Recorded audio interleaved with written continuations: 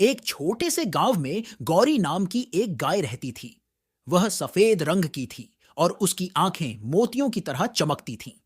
गौरी सिर्फ एक गाय नहीं थी, बल्कि किसान रामू के परिवार का एक अहम हिस्सा थी। रामू उसे अपनी बेटी की तरह प्यार करता था। खेत की साथ ही रामू के खेत बड़े थे, जिनमें गेहूं, बाजरा और मक्का उगाया जाता था। गौरी खेत के काम में रामू की मदद करती थी। जब रामू हल चलाता तो गौरी उसे खींचती थी। लेकिन गौरी का काम केवल हल खींचने तक सीमित नहीं था।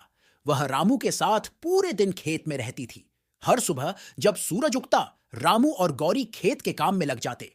रामू उससे बातें करता और ऐसा लगता कि गौरी उसकी हर बात समझ रही हो।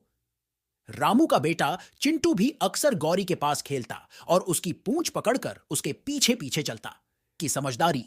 एक दिन गांव में तेज आंधी तूफान आया।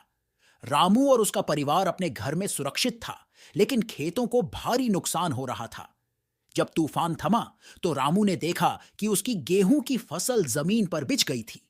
रामू बहुत उदास हो गया, लेकिन गौरी ने अपनी बड़ी बड़ी आंखों से जैसे कहा, हिम्मत मत हारो।